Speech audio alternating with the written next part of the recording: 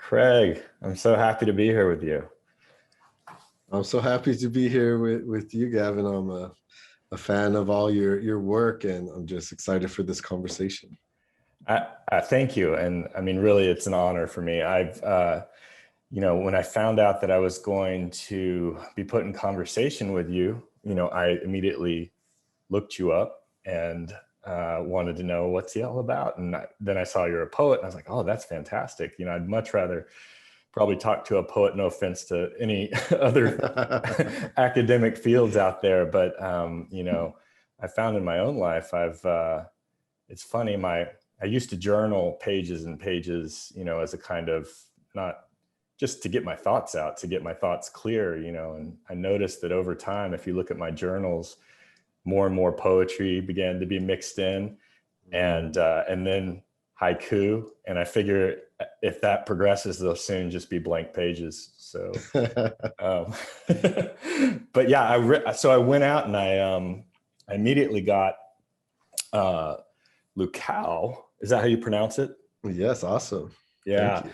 And I was reading through it and I was just so blown away. And frankly, I began to think, I don't think I've ever read, I haven't read a ton of poetry books or collections. Robinson Jeffers, Joy Harjo, some of the sort of classics maybe, but not like contemporary, what's going on right now, among poets. And I remember, feeling like, oh, this is how a poetry book can be structured, where the poetry book is not just a grab bag of the latest of somebody's work, but that book in particular reads like a poem itself, because you have these repetitions and refrains and these certain poems that follow a pattern, speaking about Guam and then speaking about your daughter and then speaking about an interview with your parents or your grandma and these little interludes, hashtags and, poem maps, and so the whole thing works as this poem, because it does have that, like, that rhythm, almost like, fitting for you, almost like ocean waves, rolling, into the shore, that's kind of the experience there. And I remember I told my wife, I said, I've learned more about Guam from this slender volume of poetry than I think I would have from a 1,000-page historical tome, And the reason for that, I think, is because the poetry slices through the analytic mind, and it reaches the heart in a very different way. So I was feeling these experiences or these situations that you describe, whether it's the U.S. military, usage of Guam, whether it's the way that mothers or midwives were disenfranchised, the loss of the Micronesian kingfisher, like those things, if they would have been written in prose as kind of dry, I would have just absorbed it like I do everything else, which is to say it would have probably made little impact because it would have stayed sort of facts and figures. But your book like really just grabbed a hold of me. And so I want to start just by thanking you for that. Well, thank you so much for reading and engaging so deeply with the book.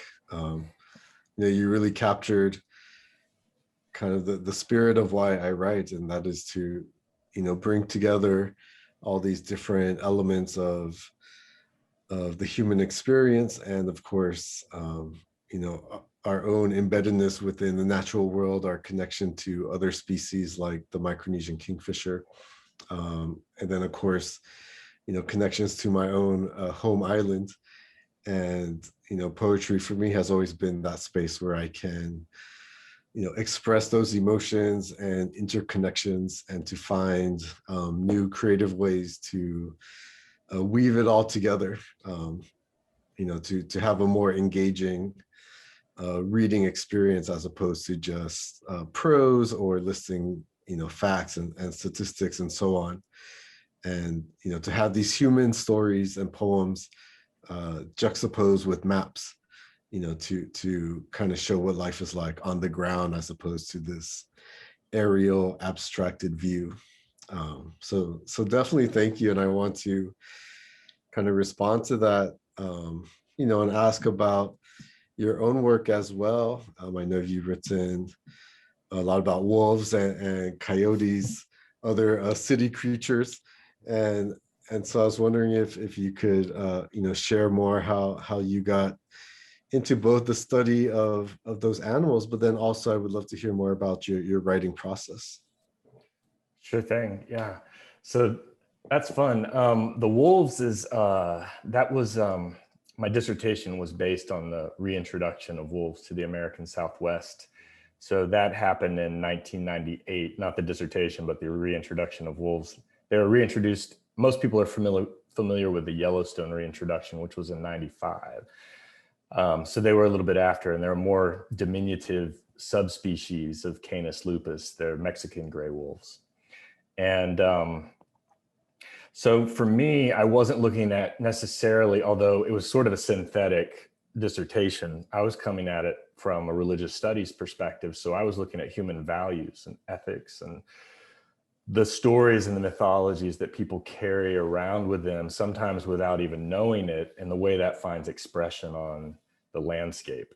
And predator animals are really powerful animals to bring those values to the fore because they're so controversial and because you can't ignore them like you can say, a larch minnow or, something that's easily missed in the landscape, right? If a wolf is in your backyard, then one way or the other, whether you think it's a icon of wilderness and a beautiful spiritual, message of some kind, or whether you think that is a villainous varmint, that needs to be removed and that the government put that there on you, they heighten emotions in people. And so it makes it very clear to see sort of where the boundary lines are that people draw between what they think human beings are, and their relationship to the landscape, whether it's dominionistic,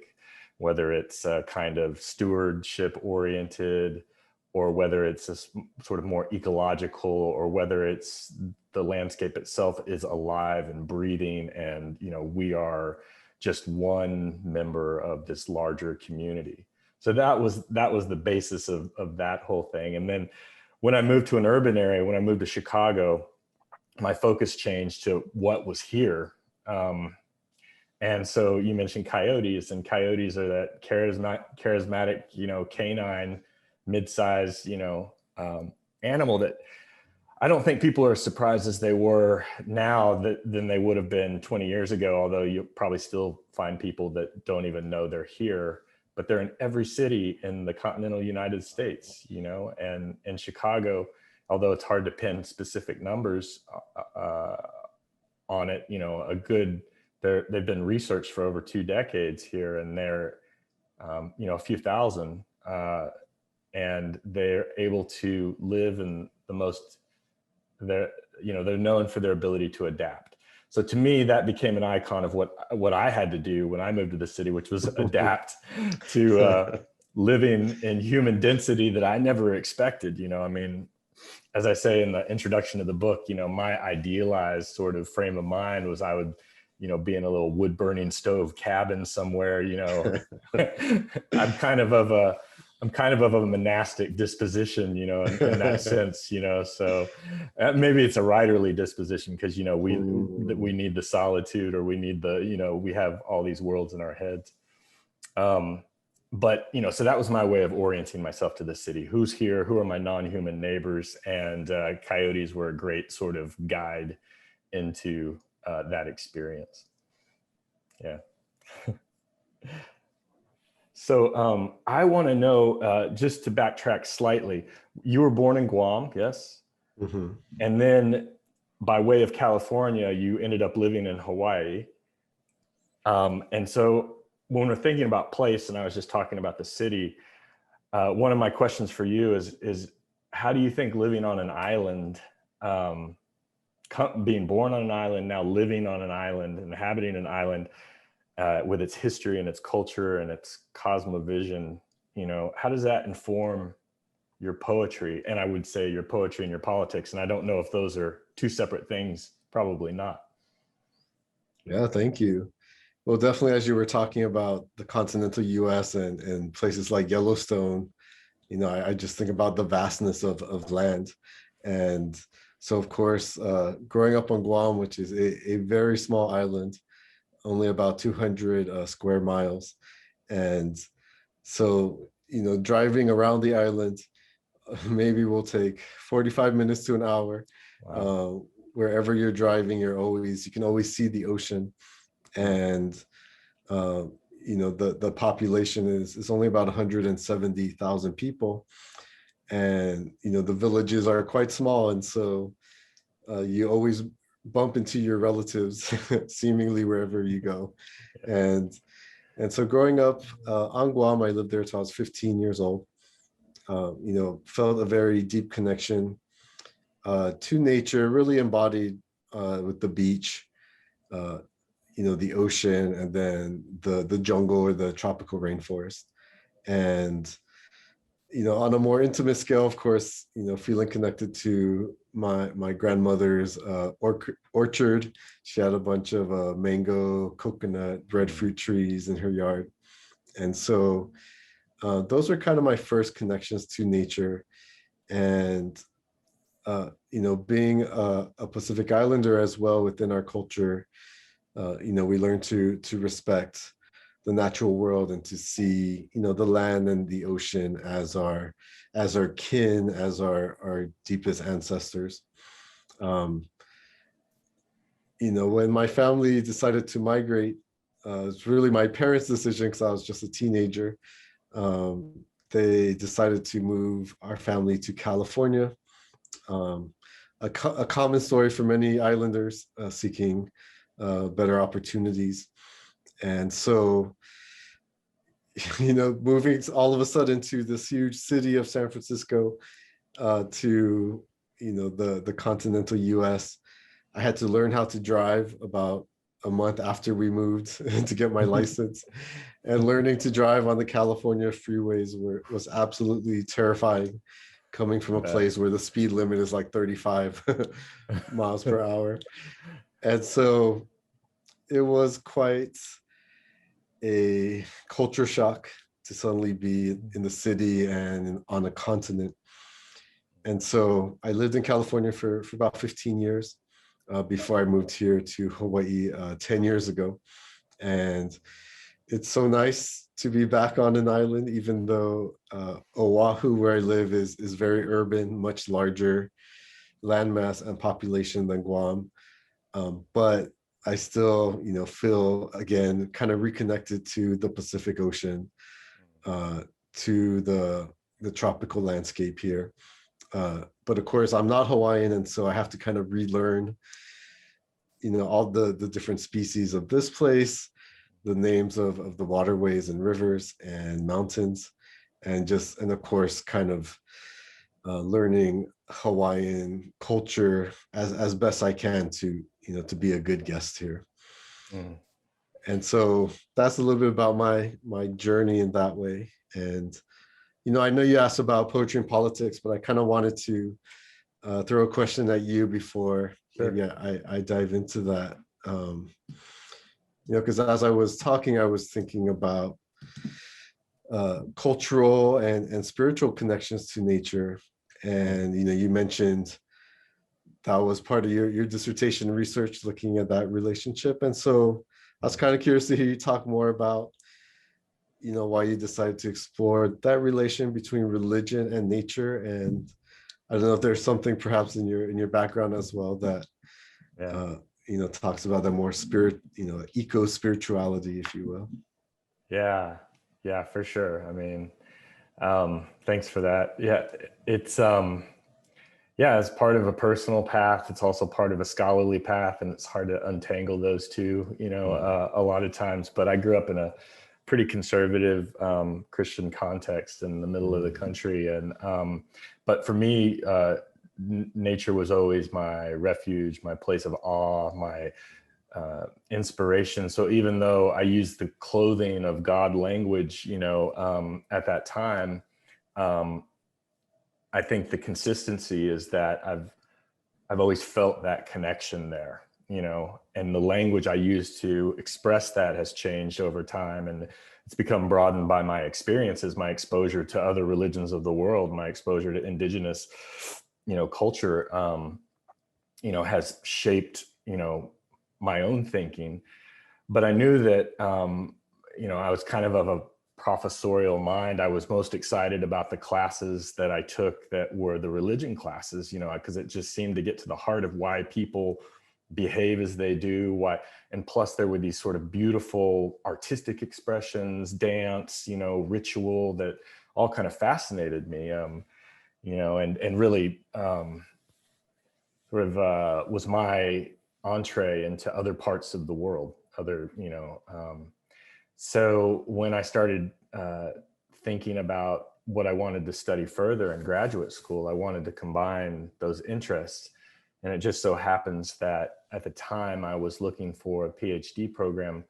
A program at the University of Florida was started that had a religion and nature specialty. So the timing seemed very right. And I wasn't going to have to cobble together some, interdisciplinary program. And so that's what I ended up, that's the direction I ended up going, is studying in an academic sense. And then, I got, in a personal sense, I,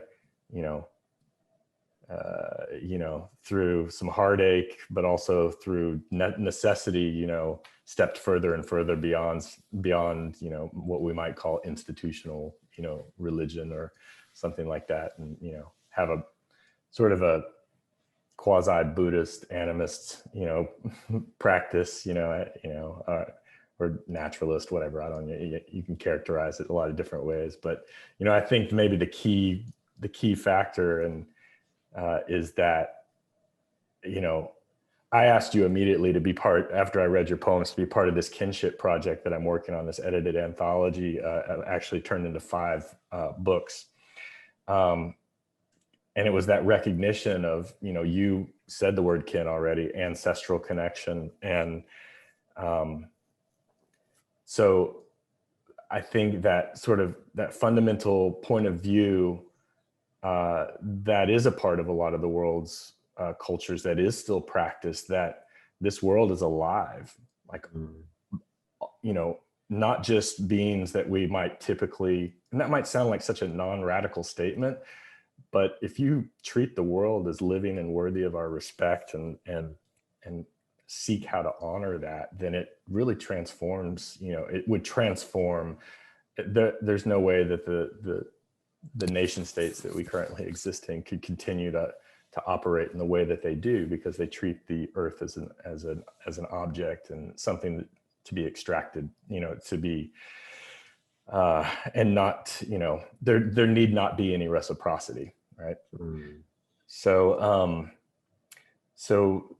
that idea of kinship is based, I think, on that core value that not just other non-human animals, and not just plants, but perhaps rivers, perhaps mountains, perhaps oceans, perhaps, that all these things have these qualities that they might not be sentient in the same way that a human being is, but they have their own intelligence, they have their own expression. And that's a language that we can drop into if we, some of us, at least, I'm not claiming anything for myself, but, I think the longer we listen, and attempt to do so, then the better, the more receptive we can become to that perspective shift that we're used to carrying around, perhaps. If that makes sense. Yeah, definitely makes sense. I feel like for me, poetry is a way where I can kind of articulate that kind of kinship. And so, as you were talking, I was like, that's exactly what, I want to write about in a way, and find ways to express. And I think, as you say, it has such a spiritual element to it. And it's such, it's not only makes us feel awe, as you mentioned earlier, but also this beautiful like intimacy that it's so difficult to express. um and so, for me, that's kind of power of spirituality and religious practices, ritual, and of course poetry and literature, is to find ways to express that intimate awe within, the kinship of all things. So Yeah. that's beautiful. As you're saying that, it reminds me of some of the forms of some of your poems. There's a a chant, like form to a couple of them. I think in the latest book, Habitat Threshold, which, by the way, congratulations, it's a Newbery Award winner. Is that the right award? Nautilus Award. Yeah. Nautilus Award. Yeah, sorry. I need even better name. I need to keep track. Yeah, for sure. But in that book, there are a couple of poems that take that, that there's one about water that, there's a I can almost hear you saying it. And hopefully, if we have a little time and I can have you read one or two poems at the end of our conversation, I'd appreciate it. if you're up for it. As a poet, you're used to doing that, right? Of course. Yeah. Okay, good. But there's a kind of there's also a kind of religious, refrain, the call and response, that kind of, I think, finds its way into those poems. I want to ask you a question about well, actually, I want to, I guess, give you another compliment first, and maybe there'll be a question on the back of it. But I enjoy your poems because they deal with very heavy things without being heavy-handed, if you know what I mean. And I think they're just thinking about this before we had I knew we were going to have this conversation. I thought, what keeps Craig's work from making me feel paralyzed, or making me feel just so just depressed or weighted down, or unable to move after I read them. And I think two things, there's probably many things, but two things stand out to me. One is you have a wry sense of humor. There's humor all over your poems. In this latest book, Habitat Threshold, you do these little riffs on classic poems, or classic poets. And so you have, even the lullaby, like Hush Little Baby, you have a Hush Little Planet poem that is so dark, but it's lifted and it's lightened by this, lullaby form, somehow it makes it easier to absorb this terrible stuff that's going on, but so your sense of humor, I mean, and then maybe we can talk about spam after I'm at my second thing, which is the second thing is, I think, the focus on your own family, and particularly your daughter, because it doesn't feel like finger pointing when you're looking at her fingers in your poem. You know what I mean? When you're looking at how she's experiencing the world, and you excel at these very intimate, you used the word intimate earlier, and this is probably what triggered this for me. These very intimate and therefore identifiable universal experiences of parenthood. When we look at that next generation and we say, am I being responsible in bringing them into this world? Now that they're here, how do I speak to them in a way that shows them how beautiful the world is, but also acknowledges the world that they're inheriting, right? That's that ancestral piece, right? But from a different direction, future ancestors, right? And I think where there's at least one place of overlap with our work is that sense that to write from the body, that we have these these complex and systemic problems that we're immersed in can't really be felt, or maybe can be just felt better if we write about the bodily experience of these things. So that happens with your daughter in your poems. And also you yourself, talk about your own, as you're reflecting in the bathtub, for instance, or as you're, thinking about Halloween and all the crazy things that, or Christmas and all the crazy things that, connecting the dots between around the world, trying to enjoy this holiday, yet not being ignorant of the, the things that make it, the conventional versions of it happen, So that, I think, is why your poems really grab me, and I'm sure, and obviously others, So yeah, let's circle back to spam.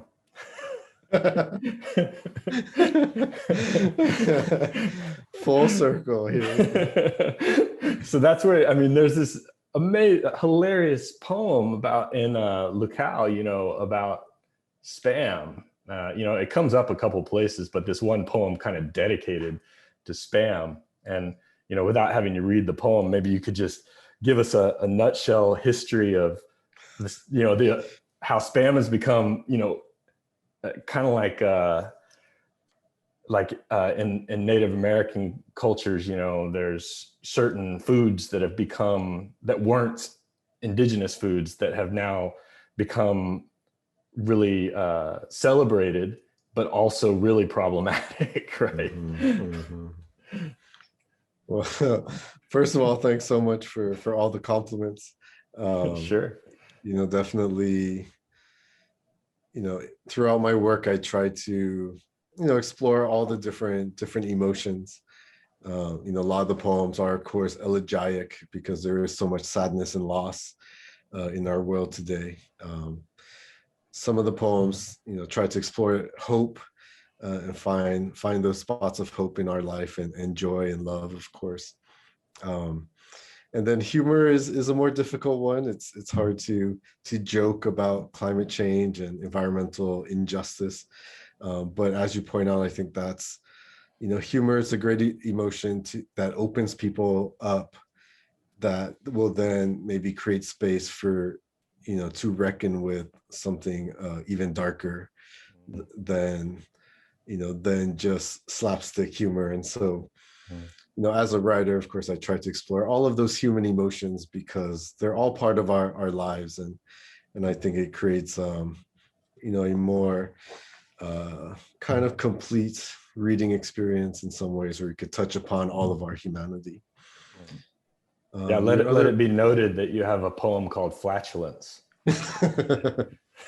Indeed, thinking about the flatulent scene and how this earth we've created from our flatulence. And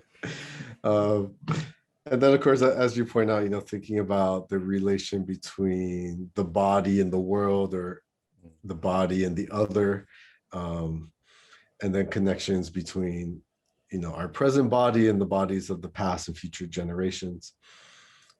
Then lastly, as you point out again, making connections between the local and the global, or, the place and the planet. And so for me, as a writer, I want to try to, cultivate that ecological consciousness, where we could see how everything is interconnected. And, trying to find ways in the poetry where I can show those interconnections and intimacies and entanglements and rootedness. So thank you for noticing all of that. And lastly, we arrive at spam. I write a lot about food. I actually teach a course called food writing here at the University of Hawaii. And it's one of my favorite topics, because food encapsulates everything, all the emotions, politics, environment, culture, religion, and by way of spam, of course, colonialism and militarism in the Pacific as well. And so spam is very popular in Guam. I grew up eating it nearly every day. And so, growing up, it was just an everyday normal object. But as I began to research about, spam is not indigenous to Guam. Where does it come from? Mm. How did it arrive here? How is it impacting our diet and health? And so, I try to write poems that uh, capture the complexity of foodways and the complexities and experiences of eating and desire and shame and taste and all of that. And so spam is just a homage on one sense and a critique in another. Um, but with that said, thinking about all these different kinds of relationalities, I wonder if you could talk a little bit about your wildness book that you co-edited, Relations of People and Place. Of course, that connects to your edited anthologies on kinship. And I just really appreciate all the work you're doing to, create these materials around relationalities. And so anyways, I was just wondering if you could talk more about that wildness book.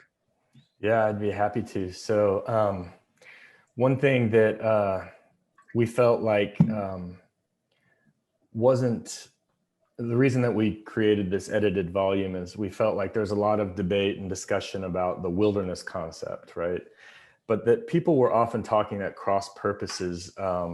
You had your wilderness defenders, saying these lands are essential to, preserving some kind of baseline ecological habitat for caring for non-human species. And then you had others saying there is no wilderness. That's simply a conceptual, colonial, in fact, conceptual arrangement. People were moved out of those places, in order to create them. They were, or they were disregarded. They were framed out of the photographs, and their land management practices were not acknowledged, or worse, they were, directly targeted as part of genocide. So wildness, though, is something that we thought there can be wildness, not just in wilderness areas. There can be wildness as a process in any landscape. So wildness crosses that, what we call the landscape continuum, from the most densely populated urban environments to the most remote sort of, hinterlands, if you will, or or places of non-human presence, or direct non-human presence. And so we really saw it as a bridging concept and a way to just sort of circumvent that debate, which I'd felt was unfruitful for, in terms of people weren't really hearing each other anymore, and really talk about what is it that we're trying to identify that's special about this world we share with so many other beings. And to me, that was wildness. That was the idea that there is call it what you will, like Dylan Thomas's green fuse, or the way it's identified in other as spirit or breath, or as my Rara Murray friend Enrique Salmon calls it, iwi, in his tradition.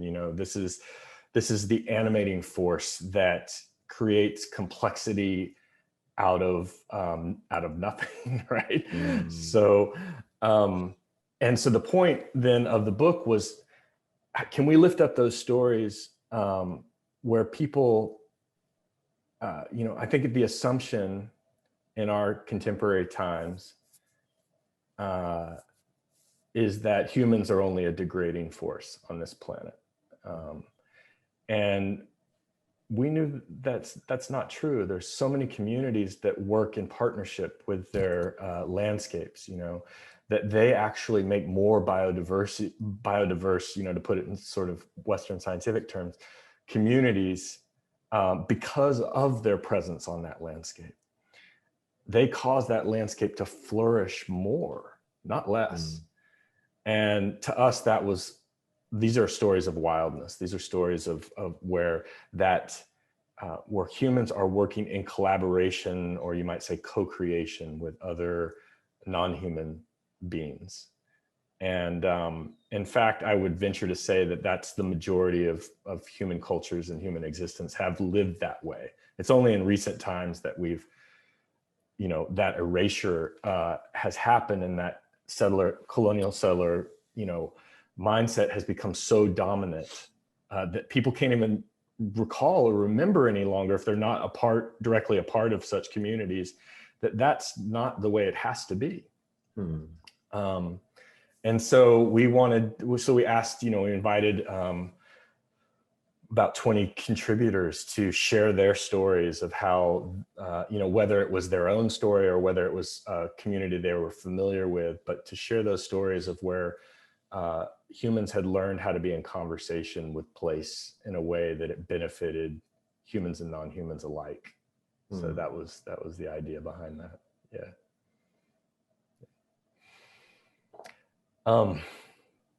Can I have you read something, Craig? Yes, but I did have one more question. Sure. I've got plenty of things I could talk to. I could talk to you all day, but I know we're running short on time, but I did want to, ask about the work you're doing with the Center for Humans and Nature, and just curious to learn more about, how you became involved in the organization and what kind of work that you folks do. Yeah, thanks.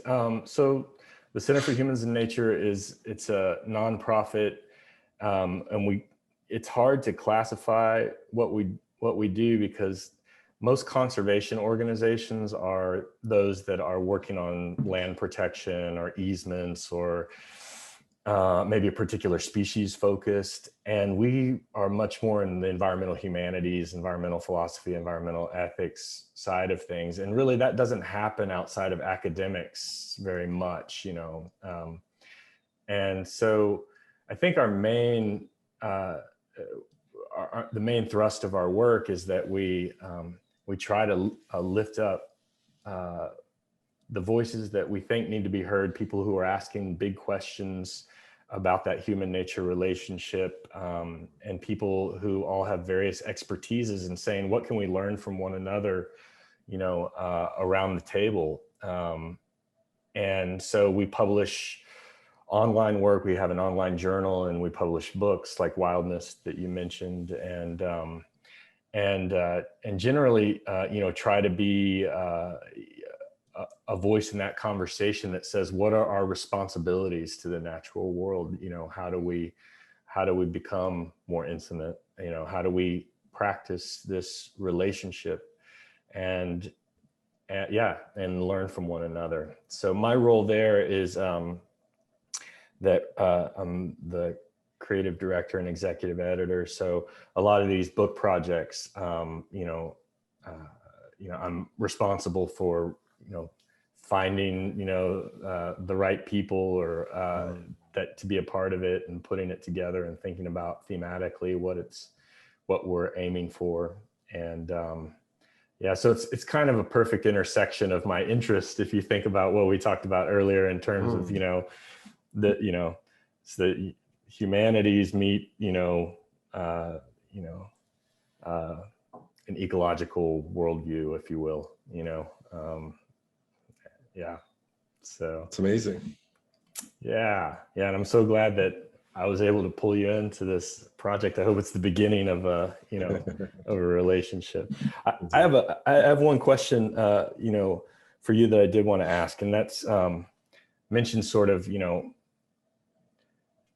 I guess we haven't really touched upon like how, like right now, like and what I'm trying to say is the impression that you're giving right now, that is not a mistaken impression, is like a really good-natured, guy, great sense of humor, like who writes about things because they're, important. But your poems are also incredibly hard-hitting and critical of, colonialism, militarism, racism, so they deal with these well-moneyed forces that we're up against, this kind of destructive forces, culturally destructive, biologically destructive, and you've experienced that directly, having grown up in Guam. You do such an amazing job of highlighting the ways that it's a toxic dump for some,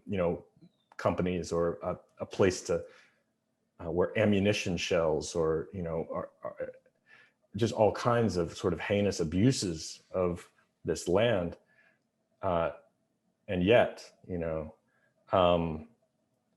so I guess my question is, knowing that all of us feel this way at some point, some of us feel it much more on a daily basis, some of us feel it all the time, especially, given this last year of pandemic, kind of powerlessness in the face of these larger forces. Mm. And I just wanted to hear if you might speak to how poetry might be a form of resistance for you, or a form of hope or wisdom, or, I don't want to put words in your mouth, but how does poetry figure in for you when you think about those larger swirl of forces that it can be so hard to confront? Yeah, thanks for bringing us back to kind of the relation between poetry and politics. To me, that's been really central throughout my life. Even trying to just write a poem about the beach or the ocean or coconut trees. It's hard to do so coming from Guam, where you see how the militarization of our island has contaminated the lands and the waters. It's hard to write a romantic poem about coconut trees when you look up and you see American fighter jets flying above, in the skies above us. And it's hard to write a awe-inspiring poem about the ocean when you see plastic floating ashore. And so it's almost impossible for me to separate the poetry and the politics, and of course being embedded in my culture. Hard not to also write about cultural elements and history and so on. Even just writing a simple poem about spam is is impossible Right. without thinking about its implications. And so as a poet, I try to be open to all these complexities. And of course, as a person like you, engaged with the humanities and the environmental humanities, part of my goal is to capture that, the beautiful complexity of the world and its awe-inspiring interconnectedness and multi-species relations. And so, I think as poets and anyone involved really in the arts and humanities, we have to be brave, and we have to stand in our truth, and we have to speak truth to power. And when we all stand together and have these kinds of dialogues and conversations, and when we're all out in the streets during whether it's a climate change march or a more locally based grassroots movement, we're stronger together. And a lot of my poems are also about solidarity, because I think for us to fight the moneyed forces that you talked about earlier, we need to hold hands and support each other and inspire and empower movements across the world. And so to me, literature and the humanities has that power to bring us together, to kind of rewild our imaginations, and to to find new forms of kinships with others around the world. And so thank you so much for that question, and for all the work that you and your organization has been doing towards these same ends. Yeah. Thank you. Rewilding the imagination. I love that. Yeah. So I would love to hear, if I could, would you read? I have a poem that I'd like you to read, if you would, if you don't mind. A request. Yeah. Like I'm the guy in the crowd yelling "Freebird," I guess. Let's see. I'm curious to hear which poem this is. I had two that I wrote down. One's a little shorter, I think, but let's do, because you talked about how poems can be a rallying cry. Would you be willing to read? It's a little bit longer, but I think it's spread out across the pages, so it might. But the praise song for Oceania. To me, that strikes me as a rallying cry. All right. Let's see. Drink some water here. This is a longer one.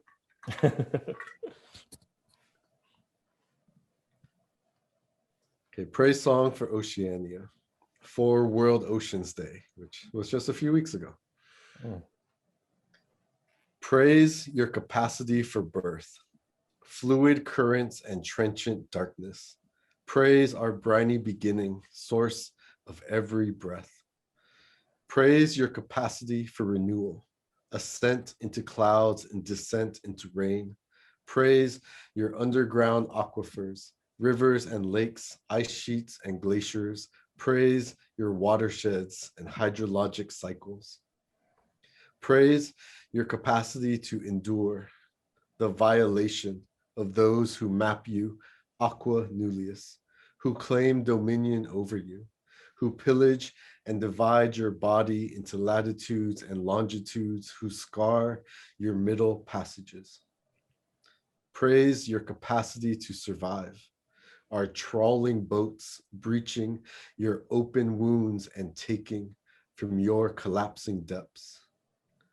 Praise your capacity to dilute our heavy metals and greenhouse gases, sewage and radioactive waste, pollutants and plastics. Praise your capacity to bury our shipwrecks and ruined cities. Praise your watery grave, human reef of bones. Praise your capacity to remember, your library of drowned stories, museum of lost treasures, your vast archive of desire.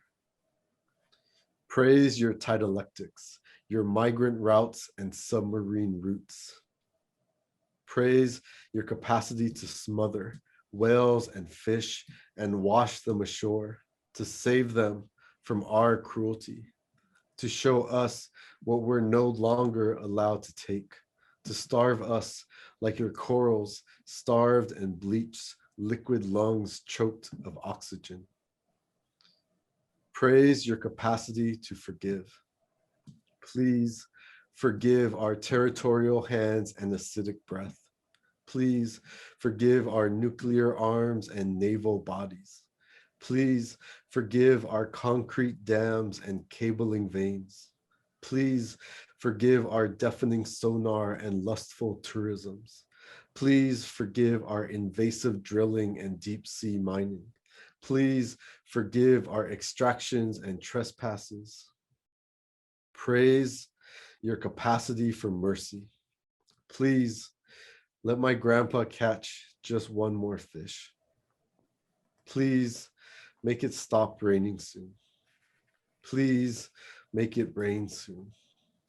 Please spare our fragile farms and fruit trees. Please spare our low-lying islands and atolls.